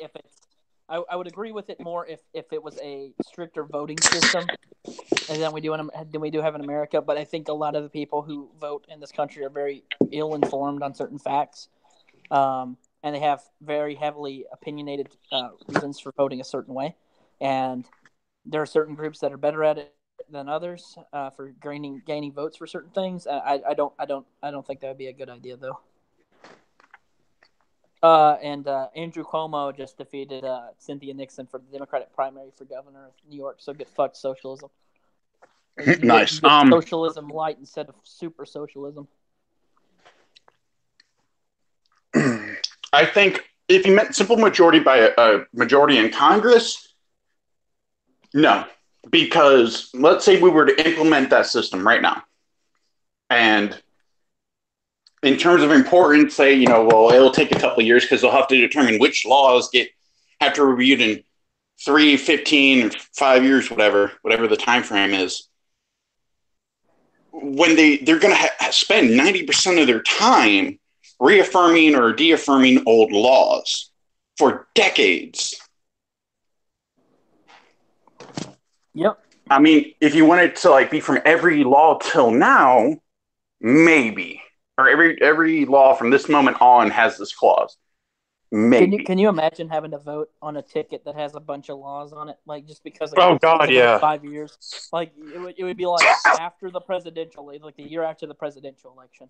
And you would have to vote on the super obscure bill about a fucking pregnant trout or something stupid. And no, there's no. We need to ban trout abortion now. There's no shade going at anyone there, but can you imagine voting on a system like that? That would be horrifying. I don't understand how Greece did it all those years, and I would be fine with the sunset clause if it was by electoral college, possibly. But that's messy. Actually, I can tell you why the Greeks. Well, the reason the Greeks were able to do it is because, even scaling it down, they had a much smaller population. Plus, only a small percentage of the population could actually vote. In Greece, in order to be recently? No, not. I thought you were talking about ancient Greece. My bad. No, I'm talking about recently. They still have a direct democracy. Okay. That's why we Okay, had a lot okay. of issues with things around like 2008. Okay, yeah, A I'm lot of sorry. people I got got voted out. confused there for a second. Yeah, it's all good. Are you done with your closing argument? Yeah, yeah. I mean, if you want to dish one out, and then we can just bullshit till whenever Schmuckle tells us to go the fuck home. Yeah, I don't give a fuck, man. So basically, what my gist is that if you cut out bureaucracy, you cut out lobbyism, you cut out a lot of government, especially welfare, you have a lot more ability and flexibility to do other things that will actually help people at probably a reduced rate. We have a bad time managing economics in this country as a whole, just because of certain people who are elected, and just because the people who are in this country are very ill-informed in economics. I would actually advocate for economics class for everyone, mandatory, not optional, in high school and as well as probably down to elementary school, just so they have a better understanding of it. Welfare is okay for some people, like the deaf and blind and fully disabled people who cannot work. Like, there's no excuse for them to even have to try to work. It's very difficult for them to get certain jobs. Most all jobs, actually. So what I would advocate for is people who are able to do work that are not on disability. They must go and work. They can get charity help. I'd suggest reducing it by at least half the amount of help that we have right now, only for the most extreme cases. I would also recommend implementing a nationwide drug screening, just to be eligible for these issues. And I check for everything from LSD all the way up to marijuana. Anything in between there that they do, notwithstanding like steroids, if they're like sick or something, obviously there would be certain things in that system that would have to be fixed, obviously. But cutting out half of it gives us more flexibility to use that money somewhere else, or to pay off our deficit, which would be a better idea. And then it can lead into other programs, hopefully, maybe less expensive programs that actually help people instead of make them stay in poverty for decades upon decades upon decades. And then it's a familial problem up until like their 75th grandchild who finally wins the fucking lottery, and then goes straight back into welfare because they spent it all. Yeah. Welfare's not perfect, obviously, but it can be reformed, and there's a huge availability for it to be reformed. And I'm advocating for that as opposed to mass spending, which has always led to America losing, as opposed to winning, at least in certain cases. But that's the gist of my argument. There you go. All right. I would like to, just because I know some people don't like sitting around with two people bullshit around or whatever. So I'd like to thank my guest, Politipod, here for coming on and arguing the pro or the anti-welfare side of things. I am the Apathetic Ranter, and I did the anti or the pro welfare. I'm all confused and shit. You got that shit backwards, buddy. It's been a long day. It's been a long day. Yeah, I would assume so. Yeah. I don't know. Like, the whole reason I made this channel, or not this channel, but this show, and I pitched this idea to Schmeckel, was because, like, I'm a big fan of the blood sports. And it's fun just to see two people like throw shit at each other for like half an hour. It's like Jerry Springer. Well, if you want blood sports, I could give you blood sports, motherfucker. You want to fuck with me? I'll fucking kill your family and eat your asshole. I'm not afraid of you. Okay, Scooby, calm down, Scooby. Calm down. Calm down. Oh, fucking Christ. But no, like, I'm a fan of it, but like, while the insult fights are fucking fun, like, they're fun. I laugh at them, have a good fucking time with it. But, whoops, fuck that one up. Oh, nice.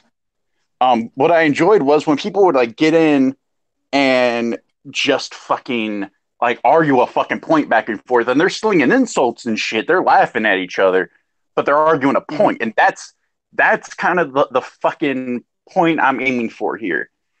Because I know a lot of people, like, so far, like, even Pino was actually pretty fucking cordial. Politipod? Oh, there he is. I keep doing that. I'm sorry. It's all fine, man. This wasn't blood sports. If you want blood sports, definitely don't get me on. Blood sports. I am not the greatest at blood sport. Well, like, but my point is, like, I want to get, as I kind of like build a name or like a idea for the concept of the show, I want to get people who will like get on, because just because I'm doing the anti-argument, they're going to get pissed off and try to fucking call me names and shit. I want Mhm. that, as long as like we're sticking on the fucking thing we're arguing about. Like, I want that fine medium. Like, Yeah, man.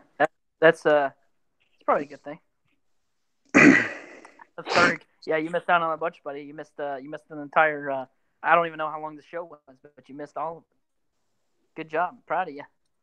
the thing, yeah. Yeah, I'm reading the chat. That's what I was trying to do. I was trying to pull the chat up, and I kept accidentally leaving because apparently you can't have Hangouts and YouTube open for some reason.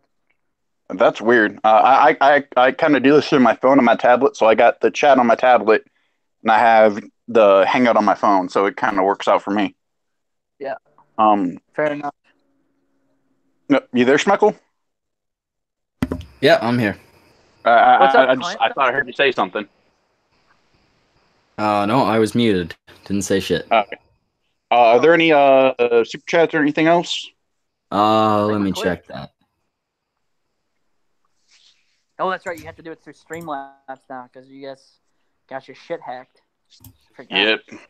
Yeah, it's all through Streamlabs now. R.I.P. my man. Nope, nothing else. Okay. Fantastic.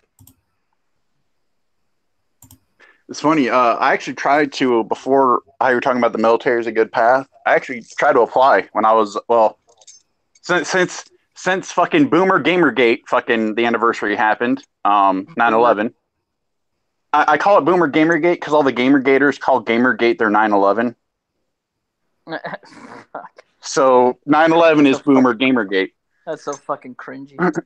It is. And I was part of Gamergate back in the day. I was part of it. Like, I was tweeting, I was in that shit, and it's like, guys, we got some gains. Why are you still bitching? The fuck? Because they're mundane Matt. That's why every single one of them is mundane Matt.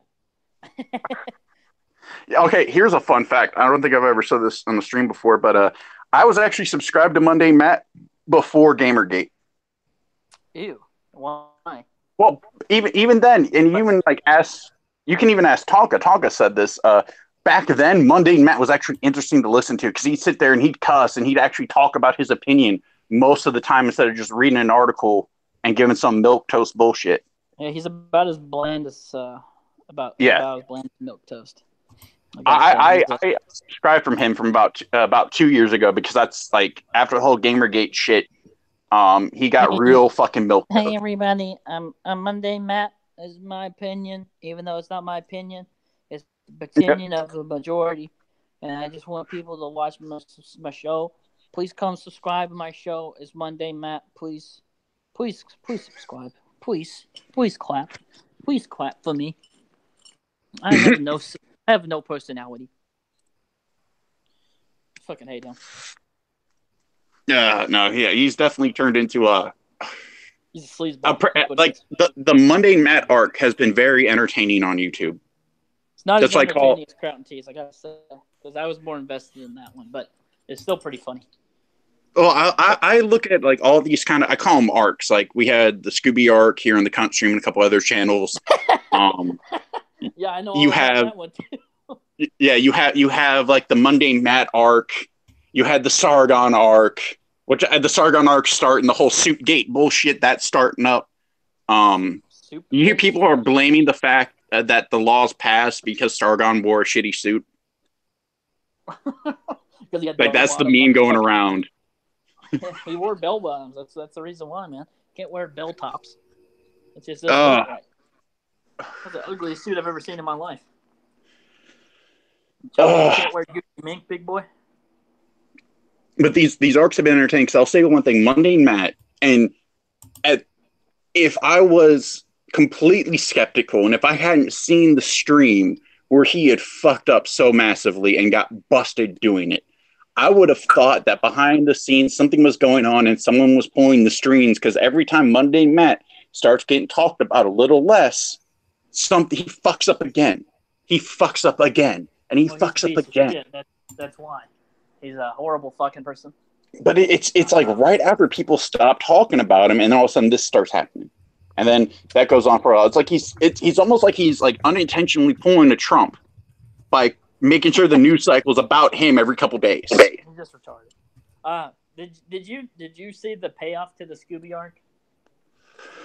Dude, which one? There were like 5. This is the final thing with Scooby screens. Let's see. Scooby is a unapologetic Nazi. Yeah, I know that shit. I know about the Nazi shit. I know he admitted he was afraid of Leaf. Yeah, he said he's afraid of Leaf. He admitted that doxing. He's not going to apologize for his friend trying to dox people. He said that everyone that was involved with it was a drama whore and should die. Even though he has like 5 subscribers, I don't know why anyone else would give a fuck. He's a furry. He bought a giant dildo, a 55-gallon drum of lube. And the 5-foot dildo or whatever the fuck it was, 3-foot dildo. It was like the world's largest dildo, and he fucking bought like a 55-gallon tub of lube for it. At least it was on his waistline. I'm not sure if he bought it or not. I can't confirm or deny that rumor, but I'd say it's probably up his ass right now because he seems quite perturbed. Oh yeah. What else? What else was there? Something else. Speaking of the Scooby arc shit.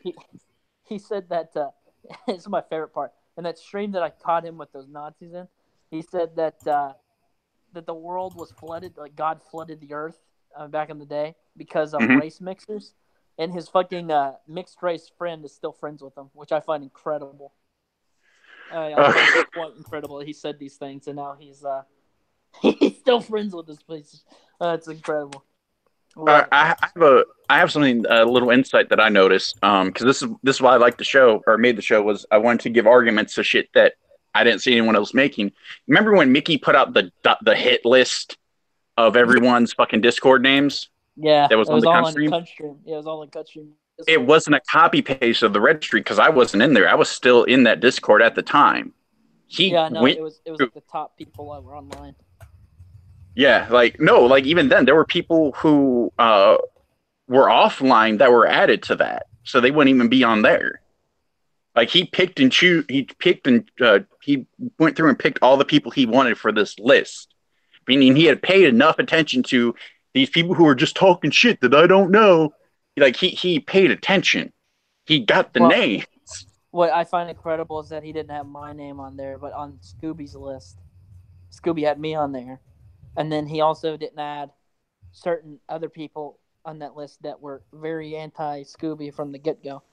But he had randoms on there like fucking Benny Hanna, who never even talked about this. Or he had people like, who was the other motherfucker? Melissa Carley, I think it was. She never even talked about this stupid shit.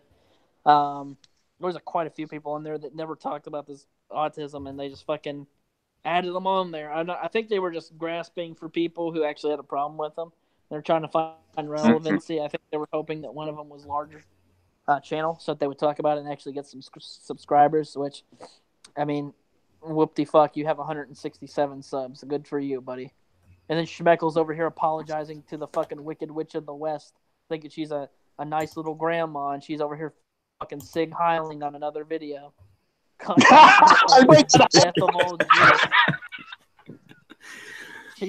She was the worst one of them all, aside from Mickey, dude. Oh my god, I'm so glad they fucking didn't present the camera. She was literally going to like a Klan rally in Kentucky on one of those.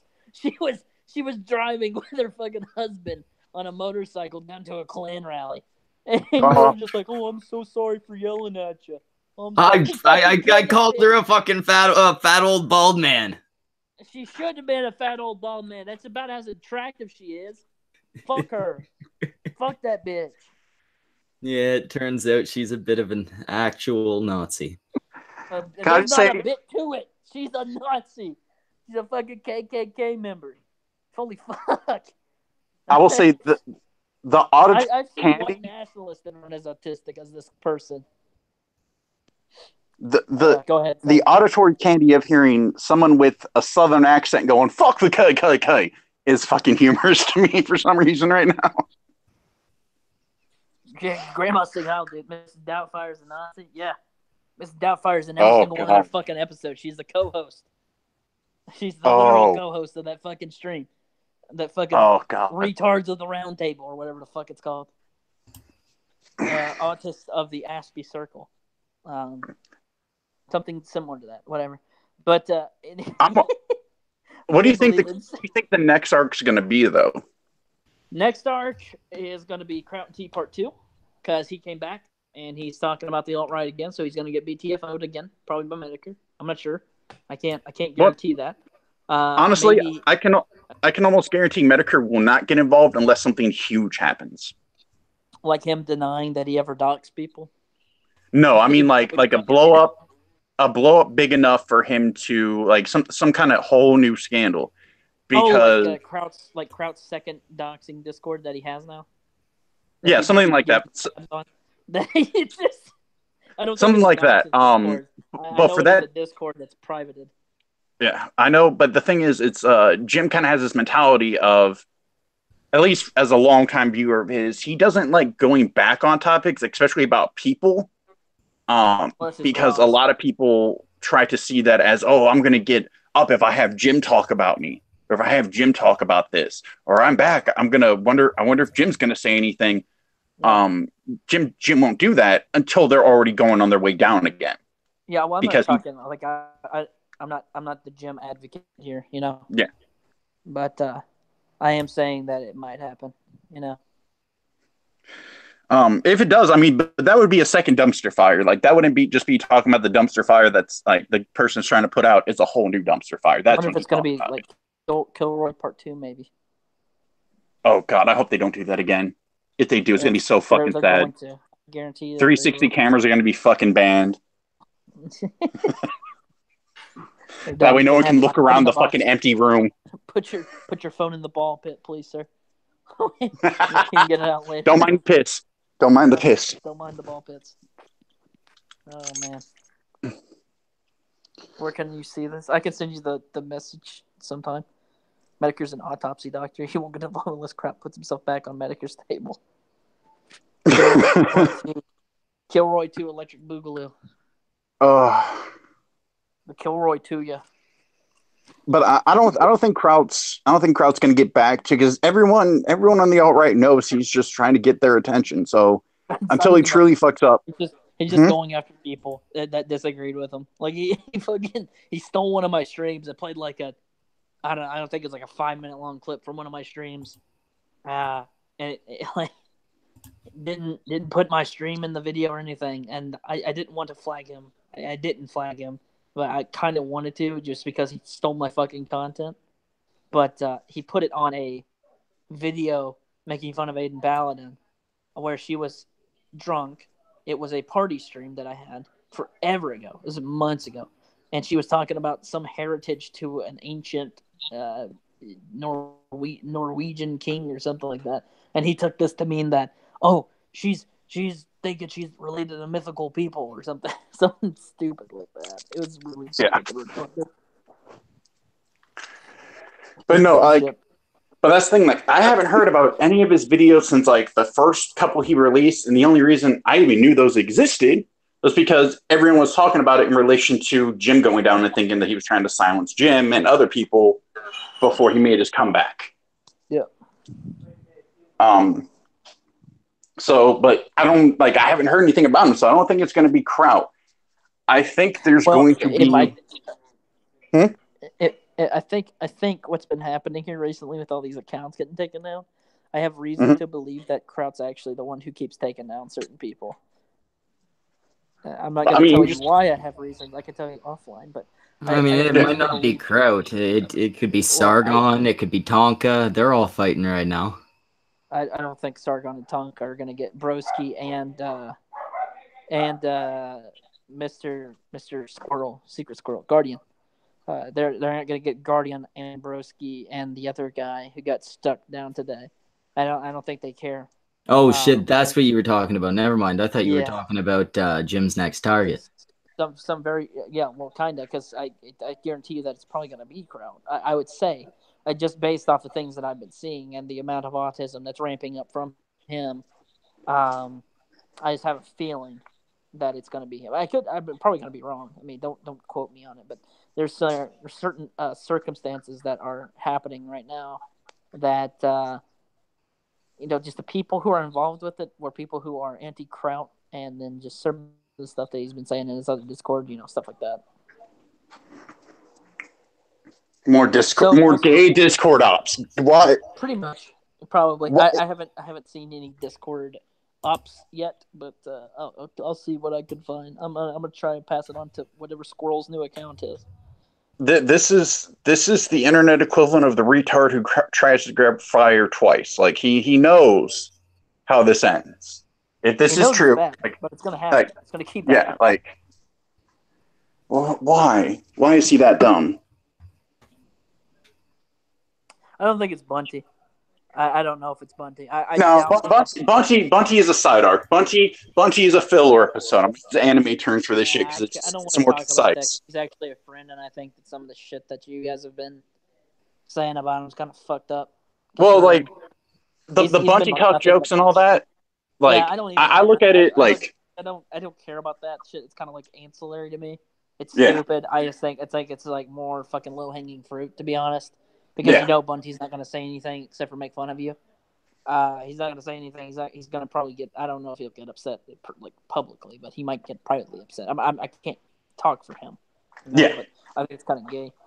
And I'm not like advocating harassment, but whenever someone is a public figure, especially in the YouTube community, whatever aspect of it, if something happens so that people that already don't like them now have a new joke to use against them, they're gonna fucking do it.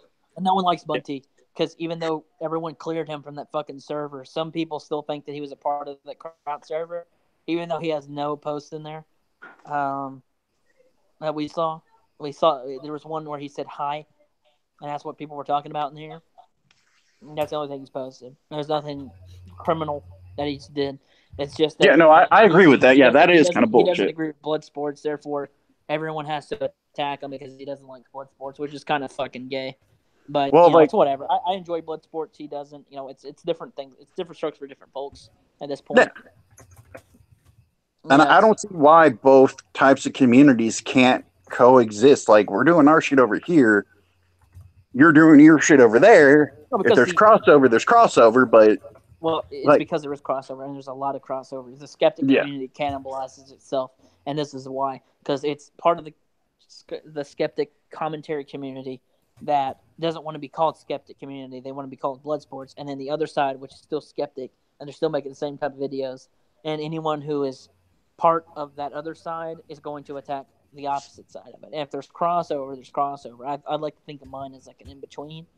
Yeah. I cover news. I don't really do blood sports. I will every so often in partake in blood sports. I like to think of myself as a neutral person. But, sometimes I do have biases, and it happens with people.